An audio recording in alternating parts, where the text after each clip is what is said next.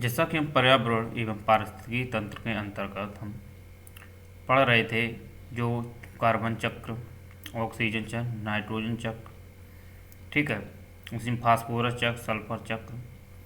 आज हम लेक्चर में पढ़ेंगे प्रदूषण के बारे में कि प्रदूषण होते क्या हैं और इन प्रदूषण में कौन कौन से मानवीय क्रियाकलाप की वजह से इनमें हस्तक्षेप हो रहा है, जिसकी वजह से इसकी स्थितियों में परिवर्तन हो रहा है, और प्राकृतिक रूप से पर्यावरण जो है जलवायु चेंज में भी इनका एक महत्वपूर्ण सहायता प्रदान करते हैं, जिसकी वजह से एक मूलभूत जो प्रकृति है उसमें स्वयं में परिवर्तन हो रहा है, तो उसकी गुणवत्ता में कहास हो रहा है, और निरंतर इनकी वजह से ही हमारी प्राकृतिक है जो मूल उसकी संवेदना है उसमें भी परिवर्तन हो रहा है, और इससे कहीं ना कहीं जीव जंतु एवं और जो पेड़ पौधे हैं, ठीक, जैविक अजैविक घटक हैं, वो भी प्रभावित हो रहे हैं। तो इन स्थितियों को ध्यान में रख करके जो कुछ पर्यावरणीय संबंधी जो प्रदूषक होते हैं उनके संदर्भ में हम समझने के प्रयास करेंगे। जैसा कि आप जानते हो कि जो पर्यावरण है, ठीक, पर्यावरण है, ये एक्चुअली में क्या है, प्राकृतिक रूप से अगर देखा जाए, प्राकृतिक रूप से स्वच्छ माना जाता है।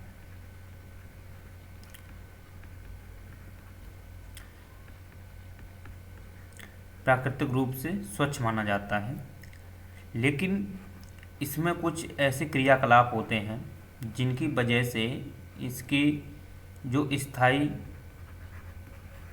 स्थायी जो मेंटेन है, यानी कि एक प्रबंधन है, ठीक, एक बोल सकते हैं जो संयोजन करने का गुणधर्म है या संतुलन बनाए रखने का गुणधर्म है, उसमें क्या होता है, हस्तक्षेप होता है, और ये अपने मूल मूल स्थिति से परिवर्तित होते हैं, और निरंतर इनकी गतिविधियों की वजह से ही एक प्राकृतिक जो वातावरण है उसमें भी हस्तक्षेप होता है, वो प्रभावित होता है।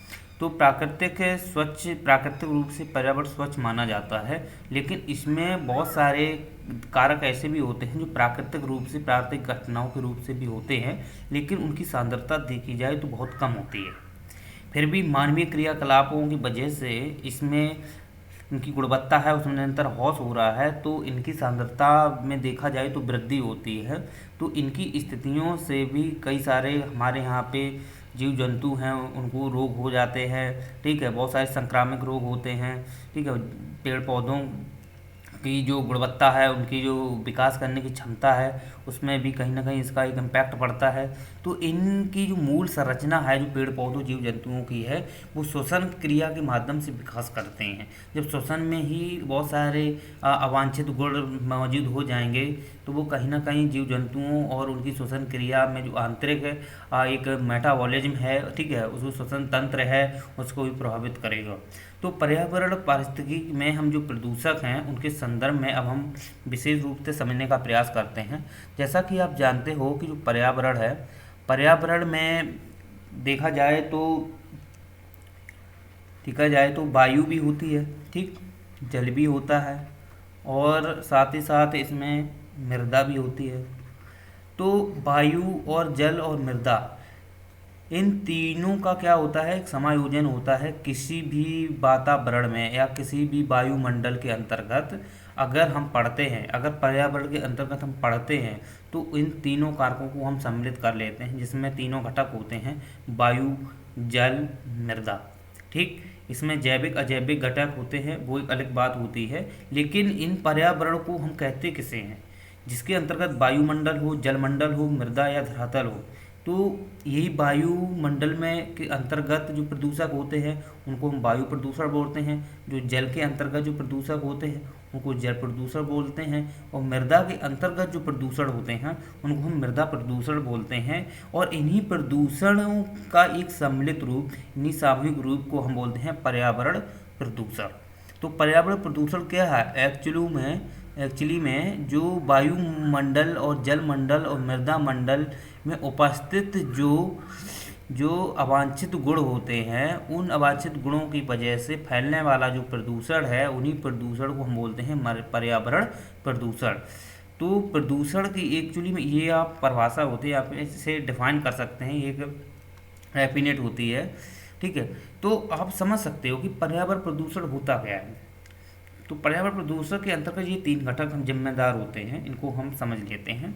तो सबसे पहले बात ये आती है कि यही जो प्रदूषक होते हैं, ठीक है, यही प्रदूषक होते हैं, इसे हम जैसे वायु है, ठीक है, तो वायु के अंतर्गत हम क्या लेते हैं, नाइट्रोजन लेते हैं 78%, ठीक, इसी में ऑक्सीजन भी लेते हैं 21%, कार्बन डाइऑक्साइड है, ठीक, 0.04%, अन्य भी गैसें होती हैं, ठीक, 0.07% करके, ठीक। तो इस प्रकार से ये सभी गैसें क्या होती हैं, हम श्वसन के माध्यम से लेते हैं, श्वसन के माध्यम से लेते हैं, और यही श्वसन क्रिया में मूल सहायक होती हैं। लेकिन इसमें अगर देखा जाए तो लेड के कोई कण आ जाते हैं, ठीक, अगर वायुमंडल में कोई लेड के कण आ जाते हैं, ठीक है, लेड के कण आ जाते हैं, और यही कण जब वायुमंडल में क्या है मिलते हैं, वायुमंडल मिलते हैं, और ये लगभग में देखा जाए 2.5 pm के होते हैं। अगर 2.5 pm के कण हो जाएं तो ये हमारी जो सिलेसिस जो छिद्रनुमा जो नाप होती है उसके अंतर्गत ये श्वसन में चले जाते हैं। तो ये ब्लड में जब मिलते हैं जाके, तो ये एक्चुअली में वहाँ पाचन नहीं होता, इनका ये पाचन नहीं होता है, ये क्या करते हैं लीवर में इकट्ठे होते जाते हैं, तो ये कैंसर के कारक बनते हैं, ठीक है, ये कैंसर का कारक बनते हैं, जिसकी वजह से हमारे यहाँ की रोगजनक स्थितियाँ देखने को मिलती हैं, और मनुष्य जहाँ तक देखा जाए तो बहुत से इनसे प्रभावित रहता है। तो इसमें देखा जाए तो जो लेड है इसका एक मुख्य घटक इसमें देख सकते हैं एग्जाम्पल के तौर पे। बात अब ये आती है कि वायु प्रदूषण के अंतर्गत हम कौन कौन प्रदूषणों को पढ़ते किनको हम, ठीक है, एक्चुअली प्रदूषण होता क्या है और प्रदूषक क्या होते हैं, इनके बारे में थोड़ा आप स्पष्ट कर लेते हैं एक बार।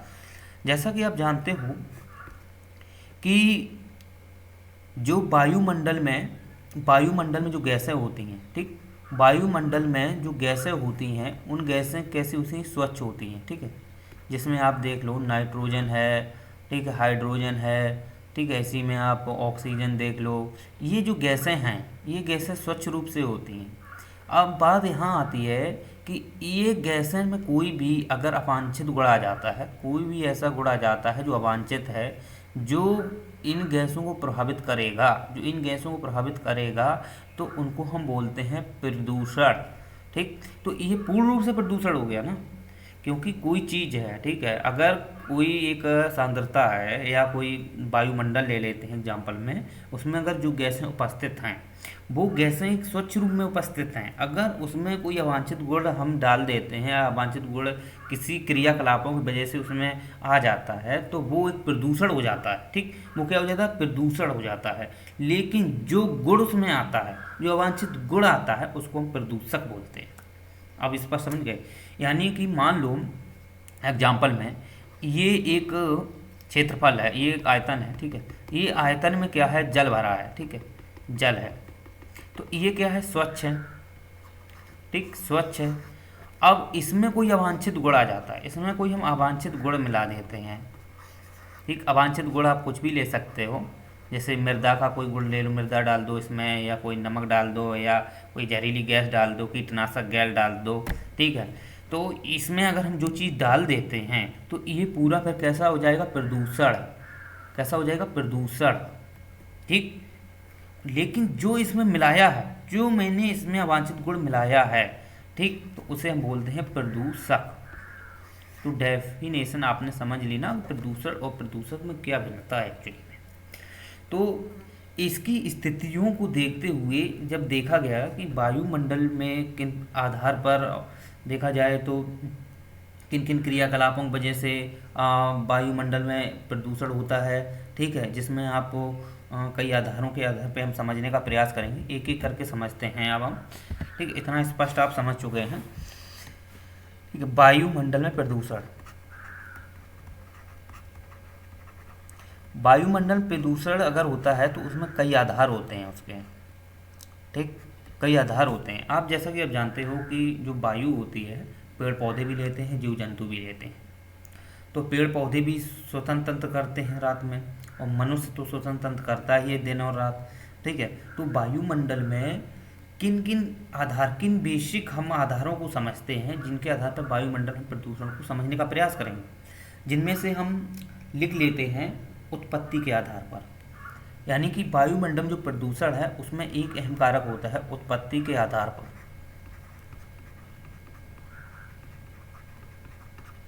उत्पत्ति के आधार पर दो प्रकार का होता है, इसमें आप लिख सकते हो प्राकृतिक और मानवीय। प्राकृतिक और मानवीय। तो प्राकृतिक प्रदूषण और मानवीय प्रदूषण। प्राकृतिक प्रदूषण में आप देख सकते हो जैसे ज्वालामुखी है, ठीक, इसी में आप देख सकते हो पेड़ पौधे के जो जीवाश्म होते हैं, पेड़ पौधे के जीवाश्म होते हैं, ठीक, पहले हम इनको समझ लेते हैं। और परासरण क्रिया, यह भी एक अहम चीज़ है, इनको भी हम समझते हैं। तो ज्वालामुखी की बात की जाए तो प्राकृतिक कारक है, लेकिन इसमें और इसमें दोनों में डिफरेंस है, बहुत बड़ा डिफरेंस है। वो कैसे है? जैसे ज्वालामुखी हम बात करेंगे तो ज्वालामुखी के अंतर्गत जैसे जब ज्वालामुखी विस्फोट होता है, एक प्राकृतिक घटना है, क्योंकि प्राकृतिक घटना में मानवीय क्रियाकलाप प्रत्यक्ष रूप से हो सकते हैं, लेकिन वो ज़्यादा नहीं होते हैं। उसमें प्रत्यक्ष रूप से कुछ परसेंटेज देखा जा सकता है कि मानवीय क्रियाकलापों की वजह से भी ज्वालामुखी विस्फोट हो सकता है, या ऐसी भूकंप जैसी घटनाएं हो सकती हैं, चक्रवातों जैसी घटनाएं हो सकती हैं, लेकिन इसमें मानवीय क्रियाकलाप अप्रत्यक्ष रूप से जिम्मेदार हो सकते हैं। लेकिन हम प्राकृतिक घटना के अंतर्गत हम उन्हीं कारकों को हम जिम्मेदार ठहराएंगे जो प्रकृति द्वारा होते हैं, ठीक। तो प्रकृति द्वारा जो घटनाएं होती हैं उसमें आप लिख सकते हो जैसे कि सल्फर डाइऑक्साइड है, ठीक, कार्बन डाइऑक्साइड है, कार्बन मोनोऑक्साइड है, लेड भी है, ठीक, और भी अन्य गैसें होती हैं जो भारी मात्रा में प्राकृतिक वातावरण में फैलती हैं और ये प्रदूषक का कार्य करती हैं और ये वातावरण को प्रदूषण बनाती हैं।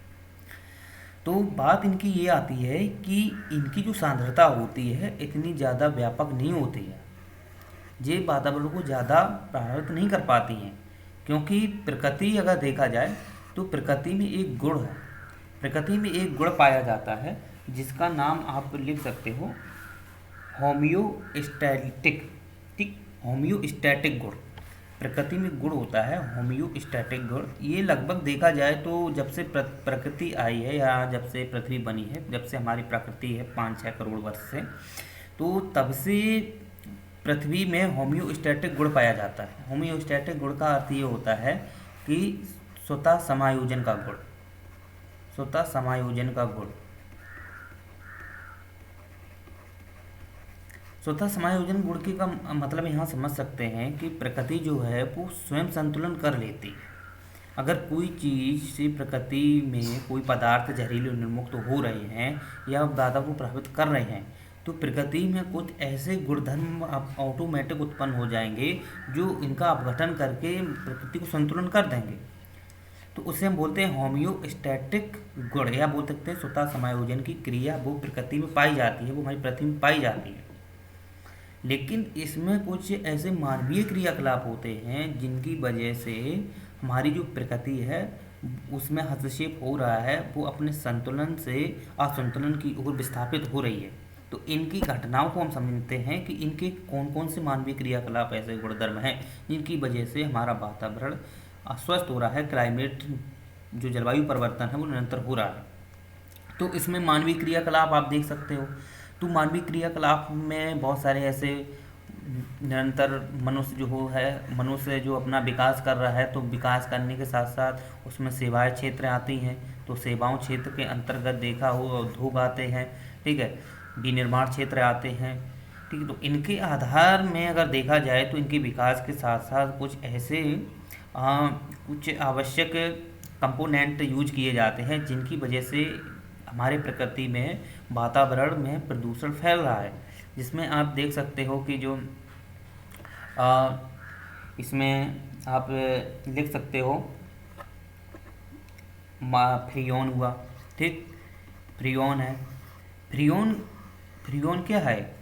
ये हमारे रेफ्रिजरेटर में यूज की जाती है, रेफ्रिजरेटर में यूज की जाती है, ठीक है। रेफ्रिजरेटर में जब यूज की जाती है तो उसमें ये जो फ्रियोन है अगर ये वातावरण में मिल जाती है, देखिए ये वातावरण में मिल जाती है जाके, तो ये सीधा सीधा किसको प्रभावित करती है, ओजोन को प्रभावित करती है। ठीक, जिससे सीधे ये जब ओजोन को प्रभावित करती है तो ओजोन को जब ये प्रभावित करती है तो ओजोन क्या है, एक हमारी संरक्षित गैस है। ये अल्ट्रावायलेट गैसों से हमको संरक्षित करती है, पेड़ पौधों जीव जंतुओं की सुरक्षा करती है। जब ये फ्रियोन को प्रभावित करेगी तो अल्ट्रावायलेट किरणें हमारी प्रकृति में धरातल में आ जाएंगी, तो ये पेड़ पौधों जीव जंतुओं को सीधा सीधा प्रभावित करेगी। ठीक, उनको रोग जनित ग्रस्त कर सकती है। हालांकि फ्रियोन अगर देखा जाए तो ओजोन गैस जो है वो भी एक प्रदूषक है, ओजोन गैस भी प्रदूषक है। जब यही ओजोन गैस जब धरातल में पाई जाती है, ठीक है, क्षोभमंडल के निचले स्तर पर पाई जाती है, तो ये बहुत सारे रोग जैसे कि धुंध हुआ, कोहरा हुआ, ठीक, उसमें ओजोन ही होती है। ठीक है, उसका एक सीधा प्रभाव पड़ता है, लंग्स जैसी बीमारियां हो जाती हैं। ठीक है, तो यह ओजोन गैस जो है वो धरातल स्तर पर एक प्रभावकारी है, लेकिन ये जब संरक्षण की बात की जाए तो ये हमारी सुरक्षा प्रदान करने के लिए एक सॉफ्ट बॉडी, सॉफ्ट सेफ्टी के लिए ये हमारे कहाँ होती है, समताप मंडल में 28 से 30 किलोमीटर की रेंज में पाई जाती है ओजोन गैस। ठीक है, तो फ्रियोन एक प्रकार से देखा जाए तो मानवीय क्रियाकलाप में ही तो एक प्रदूषक है जो मनुष्य ने बनाया है। इसी में आप ले सकते हो और भी हैं, जैसे कि यूरिया है। ठीक, यूरिया भी है, यूरिया है, डीडीटी है, यूरिया है, डीडीटी है, ये कुछ इस प्रकार की यूरिया है, डीडीटी है, और भी जैसे सीमेंट में भी बहुत सारी गैसें यूज होती हैं, उनको भी हम देखते हैं मानवीय क्रियाकलापों प्रदूषक बोलते हैं। ये भी देखा जाए तो मानवीय क्रियाकलापों की वजह से ये उत्पन्न होती हैं। तो आप समझ सकते हो कि कुछ जो गैसें होती हैं इसमें मानवीय क्रियाकलाप एक रूप निरंतर इसमें हस्तक्षेप करते हैं अपना का मतलब इसमें देखा जाए तो मानवीय क्रियाकलाप में अब CO2 है। ठीक, जब हम उत्खनन करते हैं तो उसमें बहुत सारी देखो सल्फर डाइऑक्साइड है। ठीक, इसी में आप देख सकते हो कैडमियम है, पारा है, इनका भी हम अलग अलग आधार पढ़ेंगे। पारा ले लो, इसी में यूरेनियम है। यूरेनियम को हम प्राकृतिक में भी सम्मिलित कर लेते हैं क्योंकि भारी मात्रा में जब वो ज्वालामुखी भेदन होता है तो उसमें भी यूरेनियम भारी मात्रा में उत्सर्जित हो जाता है, जिसका प्रभाव एक प्रदूषक के रूप में जल में आ जाता है, तो उसमें यूरेनियम देखने को मिल जाता है। तो यूरेनियम एक ठोस अवस्था में होता है। ठीक है, ऐसे हम आगे आगे जब वर्गीकरण करेंगे तो इसको हम कंफर्म कर देंगे। तो यही से आप समझ सकते हैं कि जो प्राकृतिक कारक हैं और मानवीय कारक हैं, तो प्राकृतिक है और मानवीय कारकों की वजह से ही हमारे यहाँ पे वातावरण में ज़्यादा से ज़्यादा प्रदूषण हो रहा है। लेकिन प्राकृतिक कारक इतने जिम्मेदार नहीं है, जिसमें मानवीय क्रियाकलाप कुछ ज़्यादा ही जिम्मेदार है, जिसमें एक एक अणु जो है वो ऑक्सीजन को क्षतिग्रस्त करता है, ओजोन को क्षतिग्रस्त करता है। ठीक, एक एक गैस है जो प्राकृतिक गैस, एक एक मानवीय जो गैसें हैं वो प्राकृतिक गैस की 10-10 लाख अणुओं को क्षति कर देती है, तो इनका प्रभाव ज़्यादा है। जबकि प्राकृतिक जो ज्वालामुखी जैसे कुछ प्रदूषक जो उत्पन्न करते हैं, इनका इम्पैक्ट इतने देखने को नहीं मिलता है। तो आप समझ सकते हो कि मानवीय क्रियाकलाप कितने हानिकारक हैं हमारे वातावरण के लिए। तो इसमें दूसरे हम उत्पत्ति के आधार पे हमने पढ़ा। ठीक,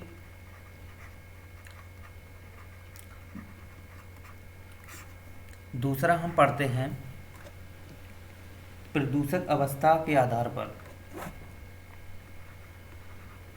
प्रदूषक अवस्था के आधार पर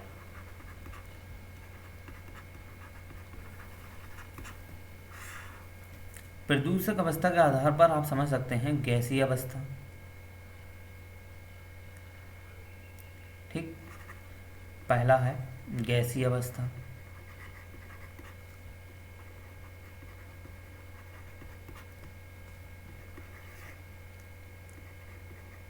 तरल अवस्था,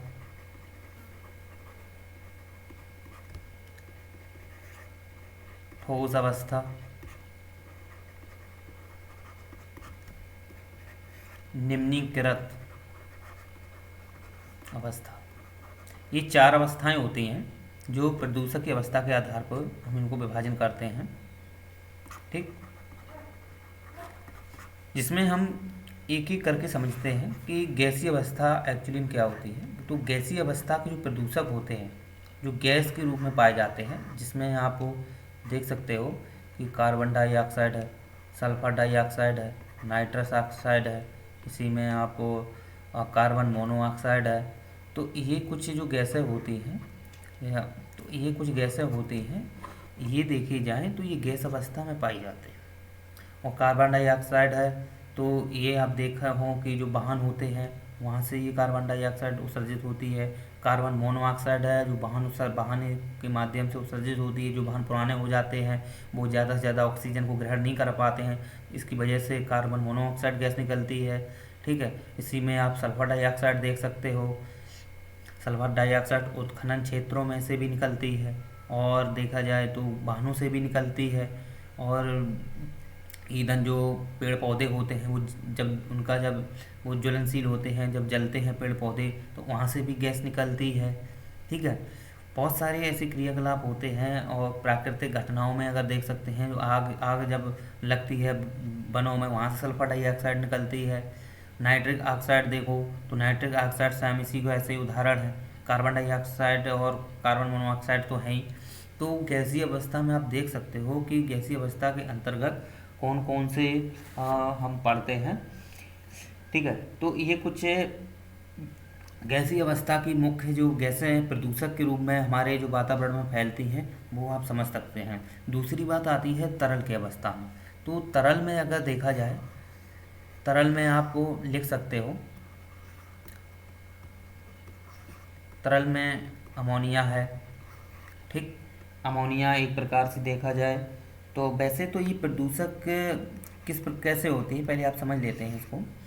अमोनिया देखा जाए तो नाइट्रोजन प्लस हाइड्रोजन से मिलकर बनती है। तो ये प्रदूषक के कारक नहीं होते हैं। हाइड्रोजन और नाइट्रोजन प्रदूषक नहीं होते हैं। जब ये संयोजन कर लेते हैं, संयोजन कर आगे हम बताएंगे, अभी संयोजन कर लेते हैं तो ये अमोनिया बना लेते हैं। और जैसे ही अमोनिया बनी तो ये एक प्रदूषक गैस हो जाती है, और ये कैसी होती है, तरल अवस्था में होती है। इसी के अंतर्गत हम दूसरा पढ़ते हैं, जैसे कि यूरिया है, डीडीटी है। ठीक, यूरिया को हम पढ़ लेते हैं, इसी में यूरिया भी है। ठीक, यूरिया जब हम पेड़ पौधों को डालते हैं, ठीक है, तो उसमें भी बहुत सारे ऐसे पदार्थ होते हैं। वैसे तो 46% जो यूरिया में नाइट्रोजन ही होती हैं। इसके अलावा और भी जो पदार्थ होते हैं, कुछ ऐसे पदार्थ होते हैं जब इनसे मिश्रण होता है तो बहुत सारे ऐसे पदार्थ उत्सर्जित होते हैं। तो यूरिया में भी देखा जाए तो तरल अवस्था में होती है। जब ये जल के संपर्क में आते हैं, जड़ों में आते हैं, तो ये पेड़ पौधों को भी अगर इसका ज़्यादा यूज हो जाए तो पेड़ पौधों को जला देते हैं। तो जब पेड़ पौधों को ज़्यादा यूज करने से जब जलाते हैं तो इसका एक सीधा इम्पैक्ट पड़ता है पेड़ पौधों पर। तो यूरिया भी एक तरल प्रदूषक माना जाता है। तीसरा आप देख सकते हो डीडीटी है। ठीक है, ये कीटनाशक में यूज किया जाता है, कीटनाशक में इसका प्रयोग करते हैं। तो ये भी एक प्रदूषक है, क्योंकि ये डीडीटी देखा जाए तो छिड़काव हम जब करते हैं तो छिड़काव के माध्यम से पेड़ पौधे जो खरपतवार होता है उसको हम वहाँ पे जो सूक्ष्म जो ऐसे जीवाणु होते हैं जो पेड़ पौधों को क्षतिग्रस्त करते हैं, उनकी जड़ों को क्षतिग्रस्त करते हैं, उनको विकास में उनका पीलापन करते हैं। तो उनके लिए डीडीटी का जब हम प्रयोग करते हैं, कीटनाशकों में रासायनिक पदार्थ है एक प्रकार का ये, तो इसमें भी ऐसे कुछ पदार्थ पाए जाते हैं जिनका अगर अधिक प्रयोग हो जाए तो ये भी एक वातावरण प्रदूषक बनते हैं। तो वहाँ के जो जीव जंतु होते हैं, पेड़ शोषण करते हैं, साथ ही साथ जीव जंतु भी शोषण करते हैं, पेड़ पौधे शोषण करते हैं, तो उन पे भी डीडीटी का प्रभाव पड़ता है, देखने को मिलता है। तो बहुत सारी रोग हो जाते हैं जिनकी वजह से आप देखते हो कि किसी गुर्दा खराब हो गया, और इसी में आप देख सकते हो कि जो ब्लड प्रेशर कहीं बढ़ गया। तो ये स्थितियाँ जो बनती हैं तो ये डीडीटी का ही इसका एक प्रभाव देखने को मिल जाता है। इसी में आप और देख सकते हैं जो डीएससी है, डीएक्सी, इसको हम डीएक्सी भी बोलते हैं। ये भी देखा जाए तो पेशाब में होती है। ठीक, ये पेशाब में होती है, तो जब पेशाब करते हैं तो वहाँ से ये उत्सर्जित होती है। तो और इसमें अमोनिया भी देखा जाए उत्सर्जित होती है। तो पेशाब में दो प्रकार की जो गैसें मतलब तरल अवस्था में उत्सर्जित होती है, अमोनिया है, डीएक्सी जैसी जो गैसें जो होती हैं, तो इसका प्रभाव भी देखने को मिल जाता है। ठीक, तो ये कुछ चीज़ें हैं जो तरल अवस्था में हमें देखने को मिलती हैं, वातावरण में फैल जाती हैं, और इसका प्रभाव जैविक एवं अजैविक घटकों पर देखने को मिलता है। तो मैंने जैसे पढ़ा कि गैसीय अवस्था में जो प्रदूषक होते हैं वो क्या होते हैं, तरल अवस्था में जो प्रदूषक होते हैं वो क्या होते हैं। तीसरा आता है ठोस अवस्था में। तो ठोस अवस्था में अगर देखा जाए जो प्रदूषक होते हैं ठोस अवस्था में, तो ठोस अवस्था में प्रदूषक कौन कौन से हैं, जैसे पारा, ठीक, ये भी एक प्रदूषक है क्योंकि इससे मिनीमाता रोग होता है, ठीक। इसी के अंतर्गत कैडमियम है, कैडमियम है, ठीक। इसी में अगर आपको देख सकते हो तो लेड है, सीसा है, ठीक। और देख सकते हो इसी में तो आर्सेनिक ले सकते हो। वैसे तो आर्सेनिक है तरल अवस्था में आ जाएगी, लेकिन इसको हम सम्मिलित यहाँ भी कर लेते हैं क्योंकि ये ठोस अवस्था में होता है, लेकिन जब ये जल के संपर्क में आता है तो ये घुल जाता है, तो घुलनशील हो सकता है। तो इसका भी देखा जाए तो जो स्वच्छ जल होता है उसमें देखने को मिल जाता है। इसी के अंतर्गत यूरेनियम है, ठीक, यूरेनियम है। यूरेनियम में देखा जाए तो ये भी एक प्रदूषक का कारक माना जाता है। वैसे तो यूरेनियम एक विस्फोट में तो पदार्थ यूज होता ही है, लेकिन जब इसका एक वातावरण में और जल में जब ये विलय हो जाता है तो इसका एक प्रभाव हमें देखने को मिल जाता है और हमारे वातावरण को भी प्रभावित करता है, पेड़ पौधों को भी प्रभावित करता है, ठीक है। उसमें जो उनका विकास है तो क्लोरोफिल जैसी मात्रा की जो जो पत्तियाँ होती हैं उसमें इसको जब प्रभाव पड़ता है तो क्लोरोफिल में कमी आ जाती है, जिससे ये प्रकाश संश्लेषण पेड़ पौधे नहीं कर पाते हैं और ये भोजन का निर्माण नहीं कर पाते हैं, तो पेड़ पौधों पर इसका एक प्रभाव देखने को मिल जाता है। साथ ही साथ जीव जंतुओं के जल में जब ये घुलनशील हो जाते हैं तो जल में ये जब जल को ग्रहण करते हैं तो उसमें जब यूरेनियम की मात्रा जब बढ़ती है तो ये हमारे ब्लड में जो आयरन है उससे ये इम्पैक्ट डालती है, तो उस पर भी इसका एक प्रभाव देखने को मिल जाता है। तो ये कुछ ठोस अवस्था के जो मुख्य प्रदूषक होते हैं इनको हम सम्मिलित कर लेते हैं। और भी आप देख सकते हो कि जो फ्लाई ऐश है, फ्लाई ऐश तो एक प्रकार का ठोस ही होता है, लेकिन इसमें बहुत सारी गैसें पाई जाती हैं फ्लाई ऐश में। फ्लाई ऐश भी एक अहम माना जाता है इसमें, तो जैसे कार्बन भी पाया जाता है, carbon monoxide, carbon dioxide, nitrogen oxide, sulphur dioxide, सब कुछ इसी में मिल जाता है। लेकिन ये जब ठोस अवस्था में रहता है तो इसको हम ठोस अवस्था के अंतर्गत प्रदूषक पढ़ लेते हैं। उर्वरक में आप अगर देख सकते हो, ठीक है, उर्वरक में आप देख सकते हो कि एस्मिस्टास है, एस्मिस्टास, एस्मिस्टास ऐसा नहीं लिखा जाएगा, एस्मिस्टास, ये एक्चुअली में एस्मिस्टास जो है ये भी देखा जाए तो एक उर्वरक में पाया जाता है जिसकी वजह से हमारा वातावरण प्रभावित होता है, ठीक है। ये कुछ मुख्य हमारे जो ठोस अवस्था में जो पाए जाने वाले जो प्रदूषक होते हैं इनको हम समझते हैं कि किस प्रकार से ये हमारे वातावरण को एवं जीव जंतुओं को प्रभावित करता है। तो यहाँ मैंने बता दिया कि इसमें पारा हुआ, कैडमियम, सीसा, आर्सेनिक, यूरेनियम, एस्मिस्टास, ठीक है। ये कुछ मुख्य तत्व माने जाते हैं जिनकी वजह से हमारे वातावरण प्रभावित होता है। अब बात आती है चौथे नंबर की, तो चौथे नंबर पे कौन है हमारा, निम्नीकृत के आधार पर, ठीक, चौथा पॉइंट है निम्नीकृत के आधार पर, निम्नीकृत के आधार पर, निम्नीकृत के आधार पर अगर देखा जाए तो इसके अंतर्गत हम दो पढ़ते हैं, बायोडिग्रेबल और नॉन बायोडिग्रेबल। तो बायोडिग्रेबल यानी कि जैव निम्नीकृत, ठीक, जैव निम्नीकृत, ठीक, और अजैव निम्नीकृत, अजैव निम्नीकृत। तो जैव निम्नीकृत और अजैव निम्नीकृत में जैव निम्नीकृत ऐसे कुछ प्रदूषक होते हैं जो अपघटक द्वारा अपघटित कर दिए जाते हैं, ठीक है। जैव निम्नीकृत में जो बायोडिग्रेबल होते हैं इन्हें अपघटक क्या करते हैं, अपघटित कर देते हैं। जैसे एग्जाम्पल में हम ले लेते हैं, जैसे घास है, ठीक, घास क्या होती है, जैसे इसमें एक प्रकार से जब जीव जंतु जो होते हैं, ठीक है, तो इसे जब घास चरते हैं साथ ही साथ कुचलते भी जाते हैं, तो ये घास क्या है, जो कुचली घास है तो ये तो हो गई क्या है, ख़राब हो जाती है घास, ठीक है। तो इसमें क्या है कि प्रदूषक शामिल हो जाते हैं, तो इससे घास को क्या करते हैं, ये अपघटक हैं तोड़ तोड़ के इस घास में जो कार्बन है, इस घास में हाइड्रोजन है, इस घास में नाइट्रोजन है, उसको वातावरण में सम्मिलित कर देते हैं, तो ये अपघटित हो जाते हैं। इसी में पालक ले लो, ठीक है, पालक जब बनाते हैं घर पे तो उसका बहुत सारा कचरा होता है, फेंक देते हैं, तो अपघटक क्या करते हैं, उसे तोड़ तोड़ के पुनः वायुमंडल मिला देते हैं। यही हमारी जो गैसें हैं पेड़ पौधों को मतलब कि पुनः पेड़ पौधों को विकास करने में सहायक प्रदान करती हैं, ठीक है, फिर से बॉडी का निर्माण करती हैं। तो इस प्रकार से समझ सकते हो। साथ ही साथ इसमें हम जोड़ सकते हैं जीवाश्म ईंधन है। जीवाश्म जो होते हैं, ठीक, जीव के अंश होते हैं जिसमें पेड़ पौधे और जीव जंतु होते हैं, ठीक है। उस जब वो मर जाते हैं तो उनका अपघटक जो होते हैं वो अपघटित करके पुनः वायुमंडल में मिला देते हैं। तो इसमें जो उत्सर्जित होने वाली जैसे प्रदूषक होती है उसमें हम जोड़ सकते हैं कार्बन डाइऑक्साइड। तो ये प्राकृतिक गैस है और इसमें देखा जाए तो जो जैव जैव अपघटक होते हैं, बायोडिग्रेडेबल जो होते हैं उनको अपघटक जिन्हें हम बोलते हैं, तो वो क्या करते हैं कि कार्बन डाइऑक्साइड को निर्मुक्त करते हैं।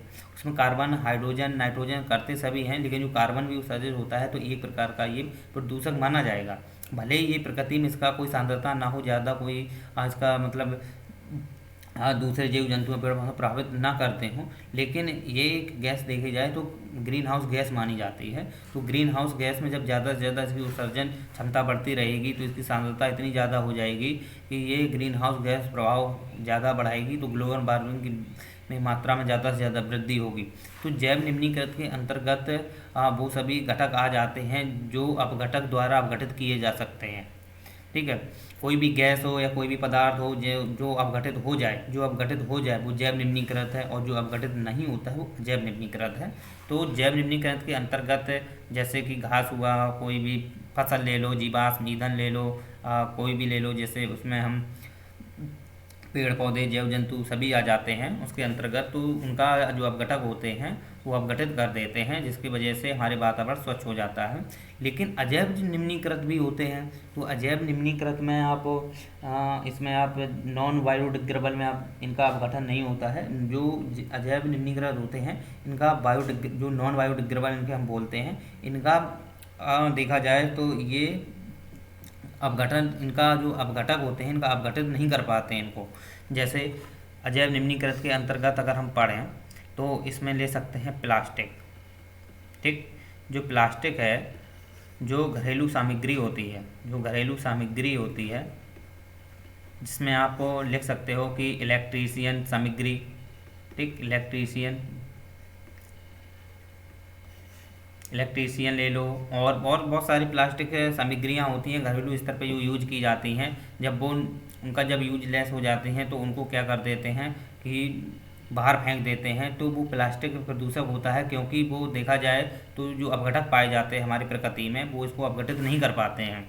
यही कारण है कि हमारे यहाँ पर जो प्लास्टिक प्रदूषक है वो ज़्यादा से ज़्यादा फैल रहा है, समुद्रों में, नदियों के माध्यम से जा रहा है, तो वहाँ अपसाद के रूप में जाता है। तो वहाँ के जो पेड़ पौधे हैं वहाँ की जो वनस्पतियाँ हैं, वहाँ के जीव जंतु हैं, उनको भी प्रभावित करते हैं, अपसाद के रूप में जमा हो जाते हैं। तो इनके जो सूक्ष्म जीव वहाँ के जो इनको कोई इम्पैक्ट नहीं डाल पाते हैं। तो इससे उत्सर्जित होने वाली जो मात्रा है, गैस है, क्योंकि कोई भी प्लास्टिक होती है वो देखा जाए तो पॉलीथीन से बनी होती है, ठीक है।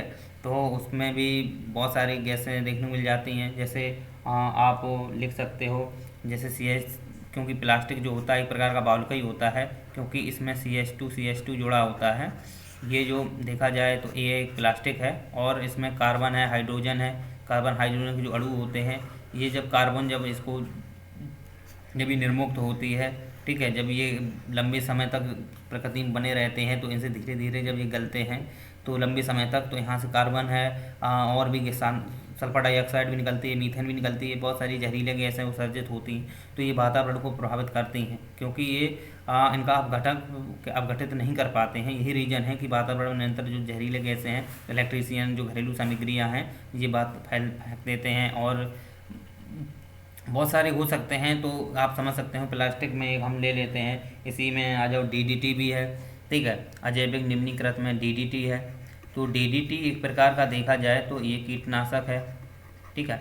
जैसे ये वातावरण में इसको हम छिड़काव करते हैं DDT का, तो अपघटक इसका अपघटन नहीं कर पाते हैं, ठीक। अपघटक जो होते हैं इसका अपघटन नहीं कर पाते हैं, तो इसकी वजह से भी देखा जाए तो हमारा जो वातावरण है वो प्रभावित होता है। क्लोरोफ्लोरोकार्बन भी है, ठीक, CFC है, क्लोरोफ्लोरो जो कार्बन गैस है वो भी एक अजैव निम्नीकृत है। ये भी कहीं ना कहीं देखा जाए तो जो हमारे यहाँ पे अपघटक पाए जाते हैं इसको नहीं तोड़ पाते हैं, तो इससे भी हमारा वातावरण पर प्रभाव डलता है, ठीक है। ये देखा जाए तो सीधा ओजोन को प्रभावित करती है, तो ये कुछ मुख्य देखा जाए तो जैविक और अजैविक जो निम्नीकृत चीज़ें हो, मतलब कि प्रदूषक होते हैं, वो किस प्रकार से हमारे वातावरण को प्रभावित करते हैं, तो ये हमने स्पष्ट रूप से समझने का प्रयास किया। और भी आप देख सकते हो कि देखा जाए तो, क्योंकि जो कीटनाशक जो डीडीटी होता है, इसको जब पेड़ पौधे यूज करते हैं, ठीक है, पेड़ पौधे जब इसे यूज करते हैं, लेकिन वैसे एक्चुअली देखा जाए तो इसको ज़्यादा से ज़्यादा बहिष्कार करने का ही प्रयास करते हैं, फिर भी कुछ मात्रा में जब ये यूज हो जाते हैं, जिससे जैव आवर्धन कहते हैं, ठीक है, जब डीडीटी का जब पेड़ पौधे यूज करते हैं तो उस पर उनकी जो जड़ें होती हैं तो कमज़ोर हो जाती है, वहाँ के जो बैक्टीरिया हैं, कवक हैं, फंगस हैं, उन पर जब सीधा प्रभाव पड़ता है तो वहाँ की जड़ें कमज़ोर हो जाती हैं डीडीटी के पार है, तो उसको हम बोलते हैं जैव आवर्धन। ठीक है, तो जैव आवर्धन कोई मतलब कि एक शब्द आपने सुना होगा जैव आवर्धन। जैव आवर्धन एक्चुअली यही होता है कि जो डीडीटी का जो कीटनाशक जो कुछ ऐसे कीटनाशक कुछ पदार्थ होते हैं जिनकी वजह से हमारे पेड़ पौधों पर इसका प्रत्यक्ष रूप से प्रभाव पड़ता है, अप्रत्यक्ष रूप से प्रभाव पड़ता है, जिनकी वजह से उनकी जो विकासशील है, उनकी जो मतलब भोजन निर्माण क्षमता, प्रकाशनशील क्रिया है, उसमें कमी आ जाती है, जिसको हम जैव आवर्धन बोलते हैं। तो ये चीज़ें कुछ हैं जिनको हम प्रदूषण के आधार पर समझने का प्रयास किया। अब हम समझने का प्रयास करेंगे प्रदूषक के संयोजन के आधार पर। प्रदूषक जो के संयोजन के आधार पर हम समझते हैं। चौथा नंबर है प्रदूषक के संयोजन के आधार पर।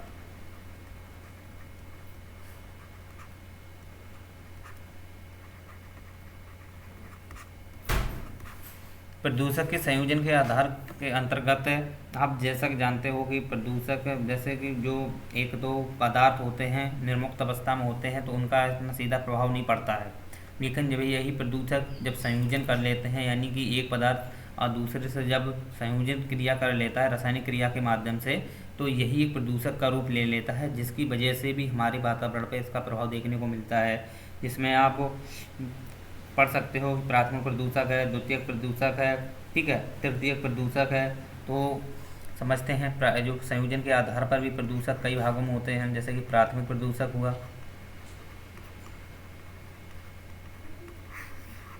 ठीक। तो प्राथमिक प्रदूषक के अंतर्गत अगर देखा जाए तो इसमें कुछ संयोजन के आधार पर पदार्थों का जो संयोजन होता है,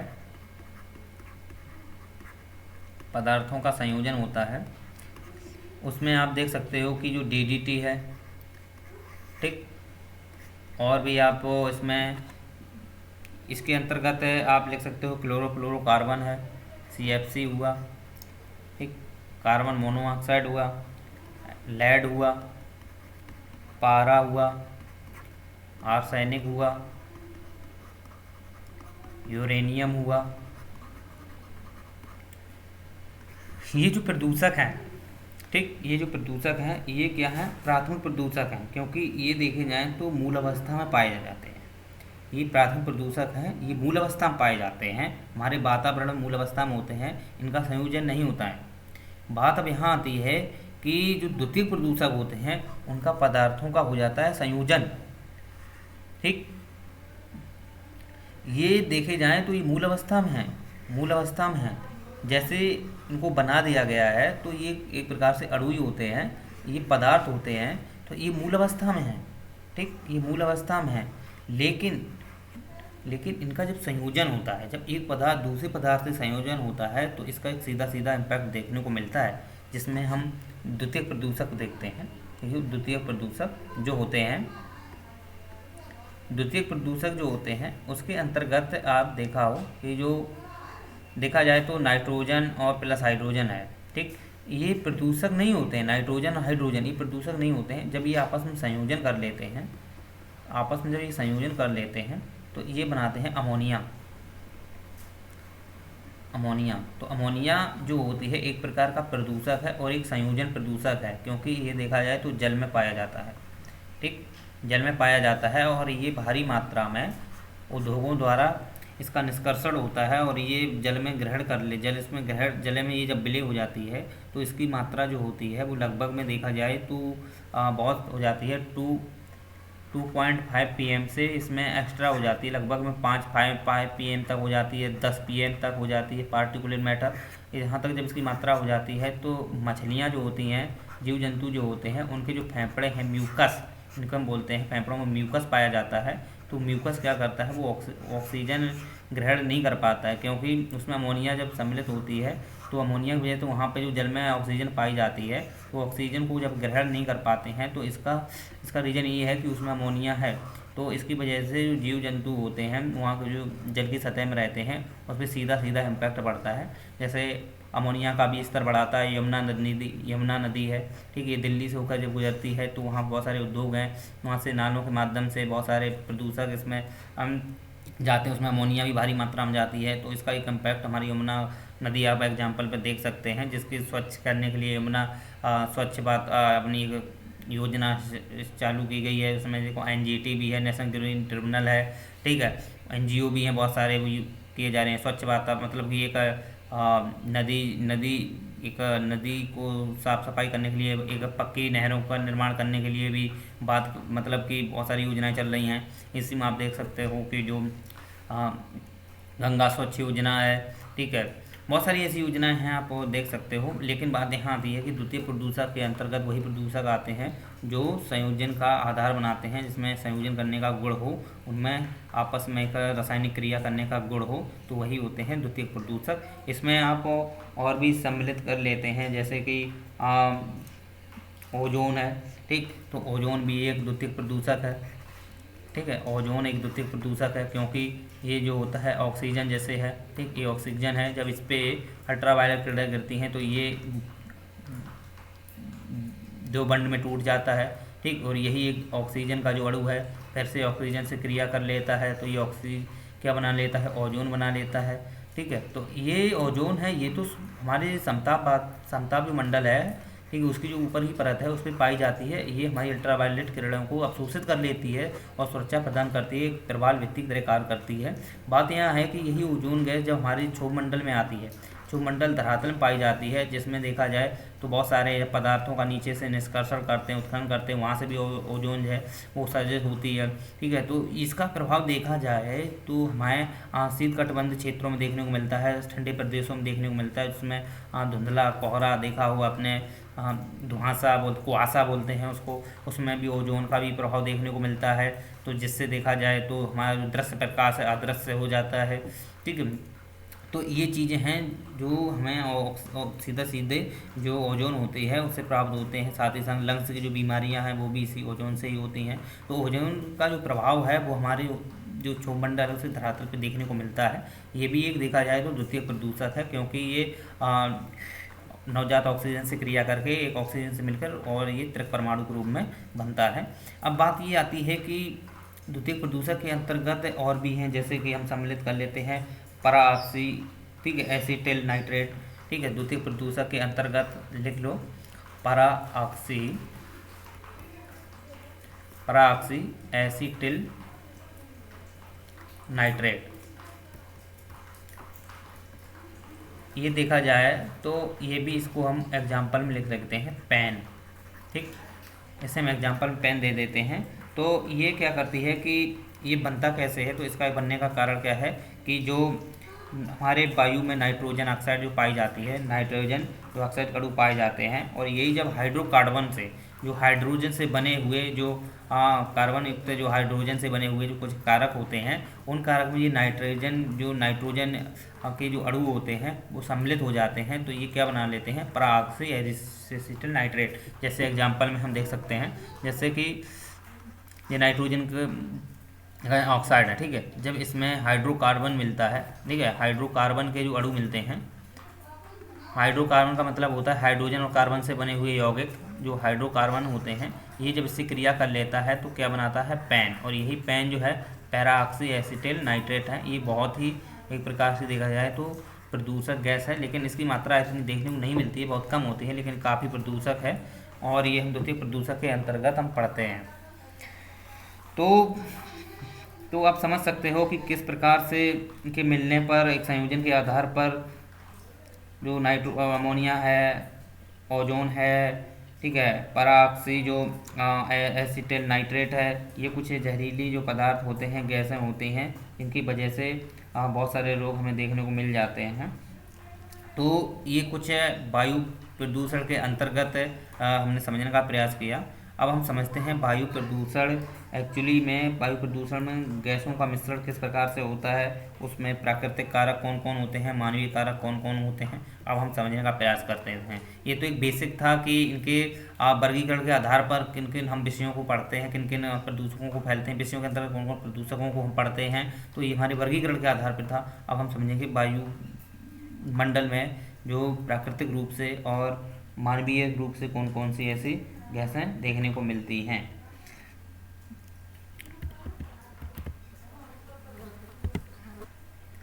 तो जैसा कि आप जानते हो कि जो वायु है, ठीक, जो वायु है वो वायु देखी जाए तो वायु में जो गैसें होती हैं, जो गैसों का मिश्रण होता है, गैसों का जो मिश्रण होता है उसमें 78% तो नाइट्रोजन होती है, 21% लगभग 20.998 करके जो होती है उसे 21 मान लेते हैं एवरेज में, तो वो होती है ऑक्सीजन, ठीक। और 0.04% करके आप देखते हो CO2 होती है, ठीक। इसी में 0.07% करके अन्य होती है, जिसमें हम हाइड्रोजन ले लेते हैं, हीलियम भी ले लेते हैं, और भी निष्क्रिय गैसें होती हैं जैसे कि आर्गन है, ठीक, आर्गन भी है। ये कुछ गैसें होती हैं, लेकिन हम इनको क्या करते हैं, इन सभी गैसों को शोषण करते हैं। इनका क्या करते हैं, हम शोषण करते हैं। जब शोषण करते हैं तो ये तो 78% है, इसे तो पूरा 100% वापस आ जाती है। इसका हमारे वातावरण से हम यूज नहीं करते हैं, ठीक है। इसे हम जिस प्रकार से यूज करते हैं, नाइट्रोजन का हमने जो चक्र पढ़ा था उसके अंतर्गत हमने बताया था कैसे ये हमें हमारे जो क्षार होते हैं, जो क्षार होते हैं वो बनते हैं। ये किससे बनते हैं, क्षार होते हैं वो नाइट्रोजन से ही बने होते हैं। तो उसमें हमने आपको बता दिया था किस प्रकार से ये नाइट्रोजन चक्र के अंतर्गत हमने समझने का प्रयास किया था। इसी में जो ऑक्सीजन है, ठीक, ऑक्सीजन लगभग हम देखा जाए तो 16% यूज करते हैं, ठीक। इसी में जो कार्बन डाइऑक्साइड है उसका हम 4% यूज कर लेते हैं, 0.04% का 4% है इसका, ठीक है। और बस तो हम ये समझ सकते हैं कि हमारे जो ब्लड सर्कुलेट है और एकदम जो हमारा जो पाचन तंत्र के अंतर्गत श्वसन तंत्र का एक प्रयोग होता है, खाना पकाने में, खाना मतलब कि खाना को दहन करने में, उनमें जो गैसों का जो प्रयोग किया जाता है, जैसे कि उसमें ऑक्सीजन है और ये क्या है, कार्बन डाइऑक्साइड है। इनका एक मूलभूत जो गैसें होती हैं इनका हम प्रयोग करते हैं। अब बात यही आती है कि इसमें अगर कोई भी शीशा वगैरह है, ठीक है, अगर ऐसा प्रदूषक चला जाता है, क्योंकि ये शीशा वगैरह प्रदूषक चला जाता है हमारे नाक के माध्यम से, तो ये सीधा सीधा ब्लड में मिलता है जाके, तो वहाँ पर यकृत में जब इसको जमा होता जाता है तो ये एक देखा जाए तो यकृत में जो कुछ नसें होती हैं, ठीक है, तो वो आप देखा जाए तो जो बायोलॉजी के अंतर्गत हम पढ़ेंगे तो उसमें ये कार्य करना बंद कर देंगे वो, तो इसकी वजह से वहाँ पे जो कैंसर जैसी बीमारियाँ हो जाती हैं, और काफ़ी ये बीमारियाँ जो हैं काफ़ी मनुष्य को प्रभावित करती हैं, जिनका इलाज भी होना मुश्किल पड़ जाता है। लेकिन अब तो बहुत सारी टेक्नोलॉजी आ गई है, इनकी वजह से हर चीज़ संभव होने लगी है। फिर भी देखा जाए तो इनका एक प्रभाव है वो काफ़ी लंबे समय तक देखने को मिल जाता है, जिनकी वजह से बहुत सारी बीमारियां होती हैं। मनुष्य अपनी क्षमता है, उनकी मनुष्य की जो चलन प्रक्रिया है उसमें भी इसमें हौस होता है, तो ये चीज़ें देखने को मिलती हैं। तो बात यही आती है कि जो वायु के अंदर जो गैसें होती हैं उसमें से आपने nitrogen, oxygen, carbon dioxide, hydrogen, helium, argon और भी निष्क्रिय गैसें होती हैं जो 18 नंबर पे होती हैं, उनको हम पढ़ते हैं। तो यही चीज़ें हैं कि कुछ इनके प्रभाव की वजह से भी चीज़ें देखने को मिल जाती हैं, लेकिन ये देखा जाए तो दो प्रकार से होती हैं, जिसमें प्राकृतिक और मानवीय। तो हम यही समझेंगे अब प्राकृतिक एवं मानवीय, प्राकृतिक एवं मानवीय।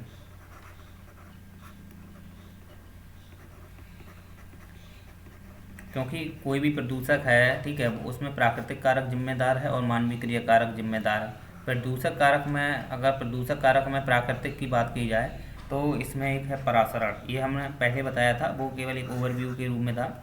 अब इसी में आ जाओ जीवाश्म, जीवाश्म ले लेते हैं, ज्वालामुखी,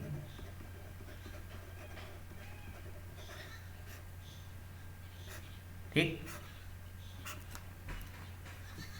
ये कुछ चीज़ें होती हैं जो देखा जाए तो प्राकृतिक कारक में जिम्मेदार होती हैं, लेकिन ये इनकी जो देखी जाए तो प्राकृतिक कारक में जो प्रदूषक उत्सर्जित होते हैं उनकी सांद्रता बहुत कम होती है।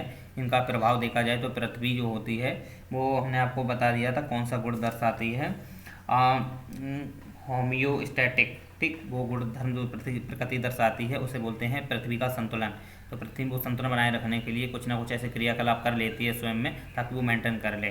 ठीक है, अब प्राकृतिक में जो ज्वालामुखी होती है, तो ज्वालामुखी में तो आपने देखा ही होगा बहुत सारी गैसें निकलती हैं, जैसे कि सल्फर भी भारी मात्रा में निकलता है। ठीक, जब ये ऑक्सीजन से क्रिया करता है सल्फर डाइऑक्साइड बनती है, कार्बन मोनोऑक्साइड भी निकलती है, नाइट्रोजन ऑक्साइड भी निकलती है।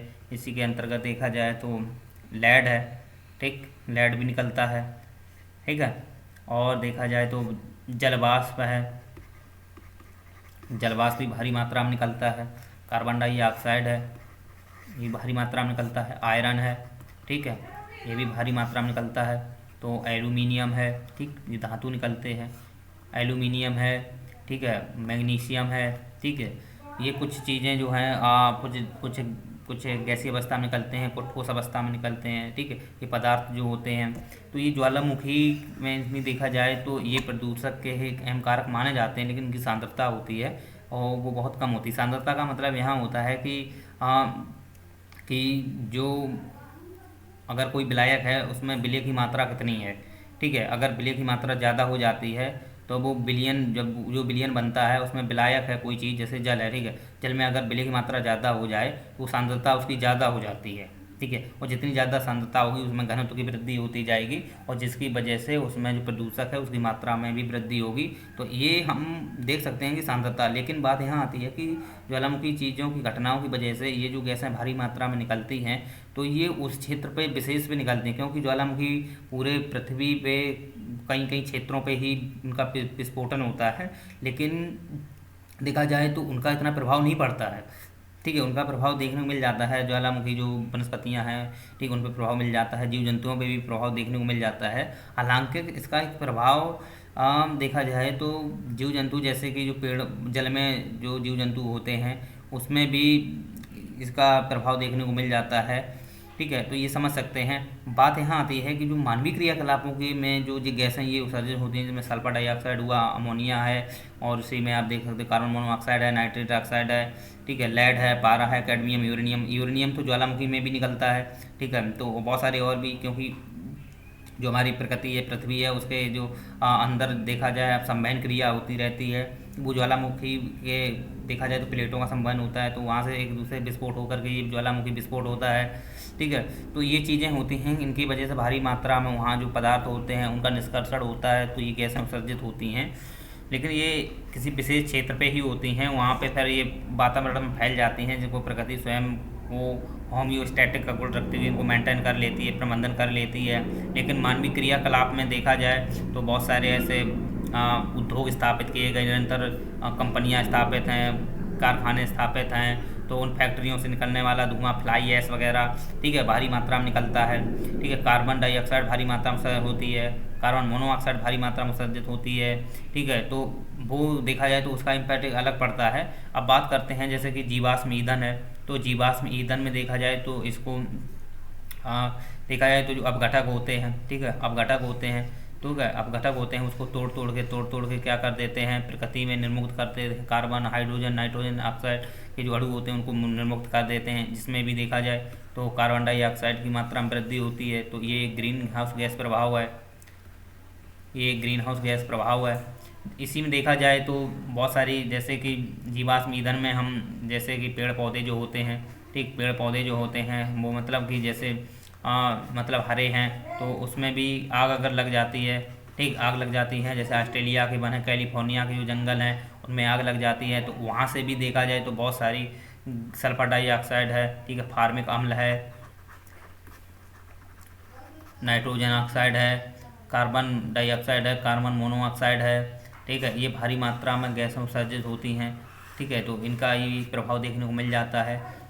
ठीक है, इनको नियंत्रण करने के लिए भी बहुत सारे ऐसे, हाँ, देखे जाएँ तो पदार्थ बनाए गए हैं, तो उससे ये नियंत्रण हो जाते हैं, जिसमें आप देख सकते हो कि जो बेंजीन है, शायद में एक प्रकार से यूज, बोरान है, ठीक है, बोरान का यूज कर लेते हैं। ठीक, हाँ इसको यूज कर लेते हैं, इससे ये नियंत्रण किए जाते हैं। हालांकि इनकी जब भारी मात्रा ज़्यादा अवसर होती है तो नियंत्रण करना मुश्किल पड़ जाता है, जिनको लेकर के फिर बहुत सारे अंतर्राष्ट्रीय स्तर पर इनके समझौते किए जाते हैं, बैठकें की जाती हैं, कन्वेंशन होते हैं, प्रोटोकॉल होते हैं, तो इसके माध्यम से इनके बहुत सारे प्रयास किए जाते हैं, संरक्षण के लिए प्रयास किए जाते हैं।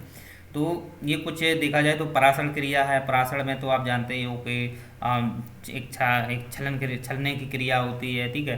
पराशरण में देखा जाए तो जैसे कि बहुत सारे, जैसे ये हम एक मिनट, पराशरण क्रिया में आप देखे हो कि ये मान लो एक बोतल है या एक आयतन है, ठीक है। इस आयतन में कुछ पदार्थ भरा है, ठीक है। उस पदार्थ में देखा जाए तो अगर सांद्रता ज़्यादा है, ठीक है, अगर सांद्रता किसी चीज़ की ज़्यादा है, प्रदूषकों की ज़्यादा है, तो इसका क्या करते हैं, यहाँ पराशरण क्रिया होती है। एक यहाँ पे छलनी नुमा आकृति लगाई जाती है, एक पूरी परत लगाई जाती है छलनी नुमा। तो इसको जब छनन करते हैं तो इसको दूसरे एक हम किसी पदार्थ में रख लेते हैं या किसी भी ऐसे सामान में रख लेते हैं, तो वहाँ से छन के मूल चीज़ें निकल आती हैं। तो वहाँ की जो यहाँ पे जो उपस्थित जो पदार्थ होता है वो काफ़ी प्रदूषक होता है। तो ये भी एक उत्सर्जित जब ये होता है तो ये भी हम बोलते हैं कि पराशरण क्रिया भी इसमें एक प्रकार की अहम घटक होती है जो प्रदूषक में कारक मानी जाती है। लेकिन ये स्वच्छ में भी देखने को मिलता है, क्योंकि एक तरफ इसमें स्वच्छता भी होती है, दूसरी तरफ इसमें हानिकारक प्रभाव भी होता है। तो ये चीज़ें देखने को मिलती हैं हमारे वातावरण में कि किस प्रकार से पराशरण क्रिया के माध्यम से और कैसे ये कुछ चीज़ें प्राकृतिक होती हैं, ठीक है। पराशरण क्रिया एक प्राकृतिक ही मानी जाती है, क्योंकि देखा जाए तो प्राकृतिक पराशरण में आप जोड़ सकते हो। पराशरण में हम ले सकते हैं जैसे अपनी नाक है, ठीक है। तो नाक जो होती है, तो नाक में देखा जाए तो इसमें एक श्लेष नुमा झिल्ली होती है, जहाँ यहाँ पे बाल होते हैं, ठीक है। तो नाक में जो नाक होती है उसमें छिद्र होते हैं, तो छिद्र में जब एक बाल नुमा एक झिल्ली होती है जिसे श्लेष नुमा हम बोलते हैं, श्लेष बोलते हैं। तो उसको जब हम कोई वायुमंडल से जब शोषण करते हैं तो वहाँ पर जो PM 2.5 के जो ऊपर उच्च के जो गुण होते हैं, ठीक है, तो वो क्या करते हैं, वो हमारी जो नाक होती है वो छनन करती है और जो बड़े बड़े उसमें कण होते हैं वो बाहर निकाल देती है। उसे हम पराशरण बोलते हैं। यहाँ पे हम पराशरण का यूज कर लेते हैं। वैसे पराशरण तो हमें मानवीय क्रियाकलापों की वजह से रासायनिक पदार्थों में ही होता है, लेकिन पराशरण हम अपनी नाक को लेकर के हम इसको समझ सकते हैं कि पराशरण किस प्रकार से देखने को मिलता है। तो इसमें हमने वायुमंडल के अंतर्गत जो वायु प्रदूषण है जिसमें हमने आपको समझने का प्रयास किया। अब इसी वायु के अंतर्गत भी देखा जाए तो दो प्रकार की गैसें होती हैं, ठीक है। वायु में देखा जाए दो प्रकार की गैसें होती हैं, जिसमें एक होती है गैसीय अवस्था में, ठीक, एक गैसीय अवस्था में होती है और दूसरी होती है कणकीय अवस्था में,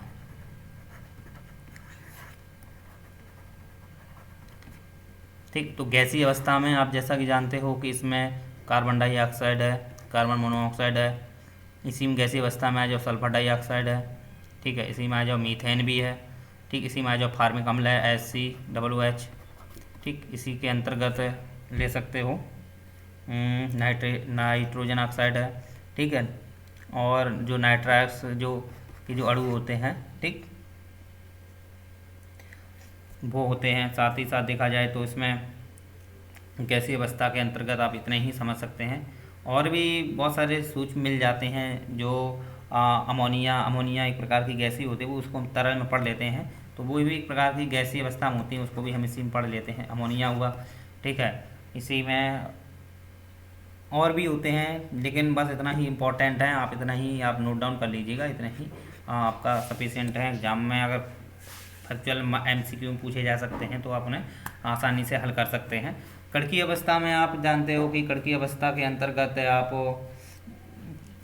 इसमें हम देखा जाए तो कणकीय अवस्था में यूरेनियम है, आर्सेनिक है, इसी में आप शामिल कर सकते हो PM 2.5, PM10, ठीक। ये पार्टिकुलर मैटर हैं, यानी कि सांद्रता को प्रदर्शित करते हैं, ठीक है। और इसी के अंतर्गत आप जोड़ सकते हो कैडमियम है। ये विश्व वायु गुणवत्ता रिपोर्ट के अनुसार भी प्रदूषक को कई भागों में विभाजित किया गया है और उसी के अनुसार आप इनको जोड़ सकते हो कि विश्व वायु गुणवत्ता जो रिपोर्ट आती है, ठीक है, उसके साथ उसके आधार पर भी कई सारे प्रदूषक होते हैं, जिसमें हमने पढ़ा जैसे uranium, arsenic, PM 2.5, PM10, cadmium, पारा, ठीक है, पारा लिख लो, इसी में लेड है, सीसा, जस्ता, ठीक है, तांबा, ठीक, ये सभी क्या है, कड़की अवस्था के प्रदूषक हैं। तो गैसीय अवस्था में प्रदूषक, कड़की अवस्था में प्रदूषक, गैसीय अवस्था में और लिख सकते हो हाइड्रोकार्बन है, ये भी हाइड्रोकार्बन है, ठीक है, यानी कि हाइड्रोजन और कार्बन से बने जो यौगिक होते हैं वो हाइड्रोकार्बन बोलते हैं, उसे भी हम इसी में लिख सकते हैं, ठीक है। और भी देख सकते हो कि सल्फर ट्राइऑक्साइड है, सल्फर ट्राइऑक्साइड है, ठीक, जो जल से क्रिया करके सल्फ्यूरिक अम्ल और सल्फ्यूरस अम्ल बनाते हैं। तो गैसीय अवस्था में ये कुछ प्रदूषक होते हैं, कड़की अवस्था में कुछ प्रदूषक होते हैं। तो ये कुछ हमारे प्रदूषक हैं, ठीक है।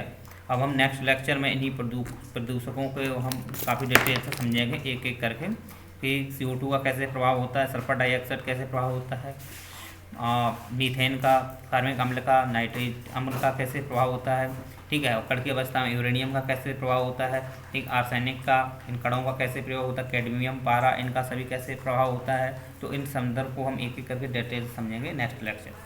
अभी के लिए इतना ही। उम्मीद है कि आपको लेक्चर अच्छे समझ में आया होगा, ठीक है, चलिए।